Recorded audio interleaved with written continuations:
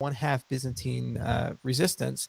And so to replicate those for proof of stake is non-trivial. You have to come up with creative new ways of getting sources of randomness to be able to make the selection of people fair. You have to be able to recover from 51% attacks.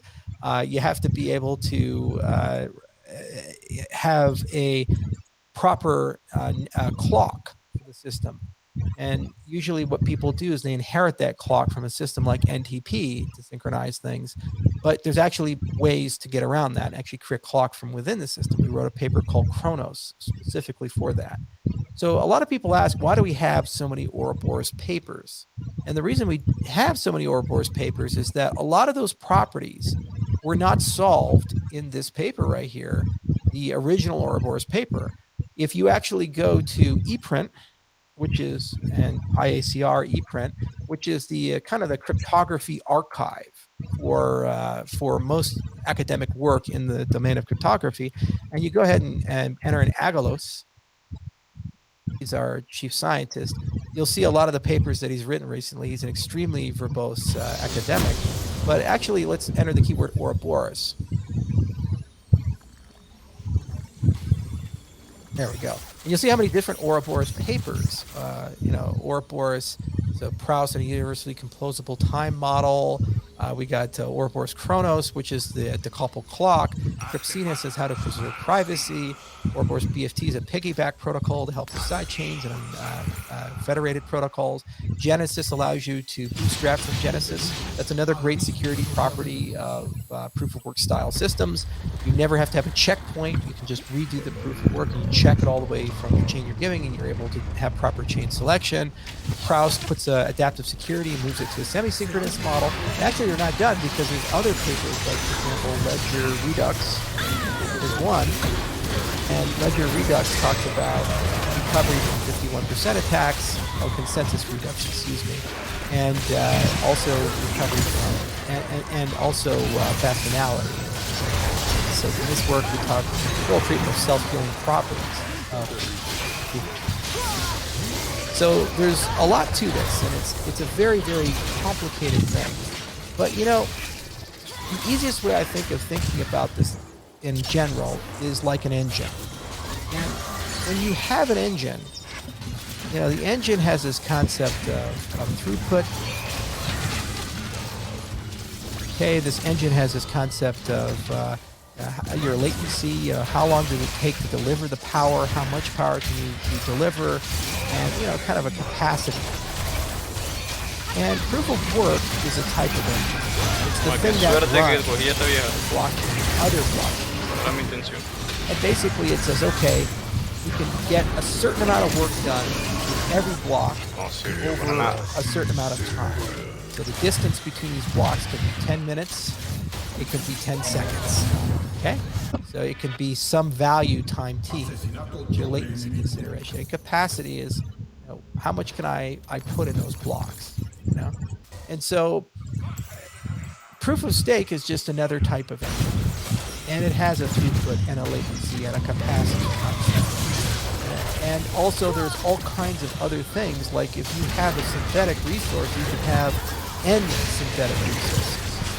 So right now in Cardano, your synthetic resource is ADA, but you could include an arbitrary amount of other tokens and create some sort of weighting between them, and perhaps one is more merit-based instead of just sort of radical. Proof of work, every resource that you put in requires physical hardware, and so that means that that resource tends to monopolize itself, and you tend to have a situation where you have a race to centralization. You go from many machines to just a few, a much smaller set, because the smaller set has an economy of scale, usually subsidized power and first access to ASICs or patented hardware that's not easy to replicate, get into market. And that's why people often say there's only a small set of miners. There's less than 10 major mining operations control more than 50% resource. The synthetic resource, you can move it instantly anywhere in the world, and also you can have multiple synthetic resources. Okay? And you can weight them. So already that's a much better property of the engine. And because this is a gargantuan computational task, it's very expensive. These two things suffer as a consequence. You first have to use a lot of energy, a lot of cost, and a lot of resources, real-life resources for that. If this is cheap, then you have overall more energy for your system, more power, other things, to actually start accelerating these guys. And you also optimize latency, capacity, and support. So as a consequence, proof-of-stake systems actually tend to be much faster, and they also tend to be able, and faster in terms of block time, and they also tend to be able to have a much higher throughput, higher TPS. Now, the other thing is because your selection algorithm to pick all of these people can be done ahead of time, there's a lot of advantages, theoretical and practical, to knowing what your leader schedule is going to be. You can obfuscate that so that an outsider doesn't know, but the individual does know. So you end up getting much more efficient utilization of resources and a lot more optimization. In the practice, this actually creates, in a proof-of-stake system, usually a heterogeneous network. Okay, the heterogeneous means that there are different actors, specialization. So we start as single-cell organisms, but evolution says, hang on a second here, differentiation and specialization actually allows you to have brains and eyes and other body parts. So similarly, you could start as a homogeneous network, but when you start actually creating heterogeneity in an effective way, you develop different organs, and that specialization allows you to optimize and create economies of scale. That's why proof-of-stake tends to be better. Now, the other thing is that proof-of-stake, from a security viewpoint, is an endogenous system. So instead of exogenous, outside, endogenous, inside, you have internal security. When you look at a proof-of-work system, the problem with proof-of-work, and one of the security challenges, is it doesn't like nearest neighbors. What I mean by that is if you have two proof-of-work systems, proof-of-work 1 and proof-of-work 2, and they use the same algorithm, okay? All right, algo, alpha. If you have an external actor comes in who has enough hash power to perform a 51% attack, what that actor's incentive is to destroy one of the chains, called a gold attack. Short sell, profit, because the chain is unusable and the confidence in the chain is lost, and then switch the mining power over to the other chain, assuming that the market price of these two chains is roughly equivalent. Okay? So let's say, this is Zcash, and this is EPC. So I think they use the same mining algorithm. I'd have to look it up, but I believe they do. So let's say you have enough to actually perform a 51% attack on one, and for a time, both their market caps are relatively comparable. It makes sense to go 51% attack, destroy the market value, make some money, and then after you've made the money, just simply mine the other thing. You get to reuse all the mining equipment, and your identity is usually anonymous in these types of things, so nobody even knows you're the one who did it. And you can kind of get away with it. This is why proof of work tends to be maximalist and winner takes all. Proof of work only really works when you don't have nearest neighbors. You have one coin that's up here with tons of hash power, and everything else is kind of down here. And that's actually where Bitcoin is at. And that's why Bitcoin works so well at the moment. Proof of stake doesn't care at all about this. Polkadot shares a very similar consensus algorithm to Cardano, and Cardano, Polkadot are relatively comparable for the most part in price. Some days they're up, some days they're not up. But that doesn't mean anything to our security, because the security is not external, it's internal. The security comes from people who are vested inside the system. And you can actually quantify the dollar value of the security. It's hard to know how many miners are out there, what the value of all those things are, and actually how much people pay for things. But you sure as hell can know the token price of a proof-of-stake system. Now, it's not perfect, and there's actually a lovely paper that people wrote, and it's called Cryptocurrency Egalitarianism, a Quantitative Approach. And it kind of discusses the concept of ASIC resistance and proof-of-work systems, but actually, curiously, and nice and fun, as our simulations show, as expected, that ASIC resistance increases the cryptocurrency's egalitarianism, more equal in its distribution and participation. He also mentions the egalitarian protocol, in particular Ouroboros, in a hybrid proof of stake or cryptocurrency Decred, and we show that stake-based cryptocurrencies under correct selected parameters can be perfectly egalitarian, perhaps contradicting folklore belief. It's a really cool paper, and highly recommend you guys read it and look at it and think about it. But you know, the thing you should take away from this entire conversation is there's no silver bullet.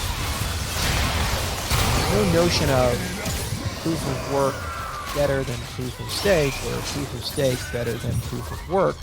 It really depends upon your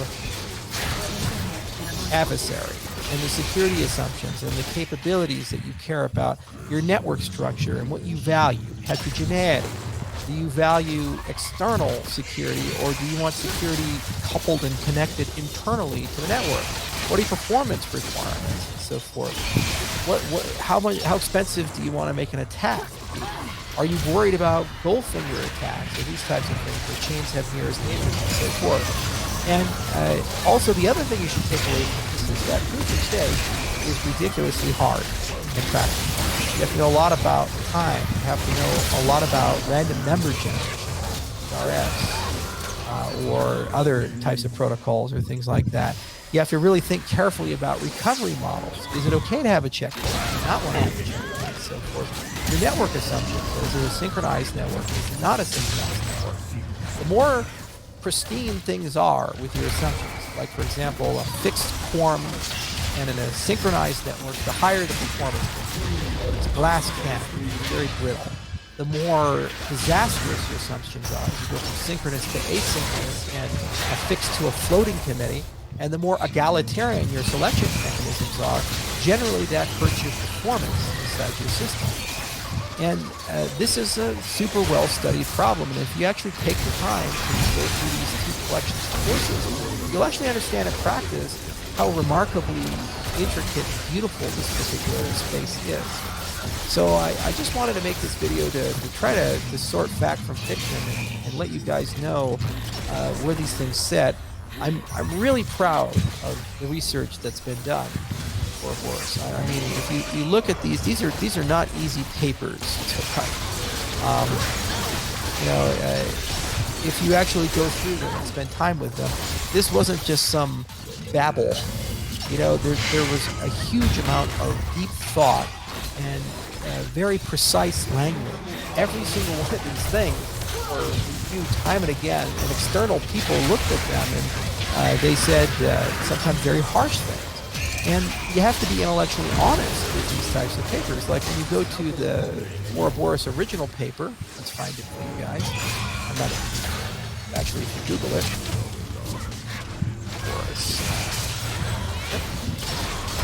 That is 980 times. If you actually go in it, you'll notice something. It says previous work, and also it'll give credence to related and follow-up work. So, for example, look through it mentions fruit chain, mentions Algorand, and all these other things. And actually, if you go to the Algorand paper, the 31 here, let's go to the citations.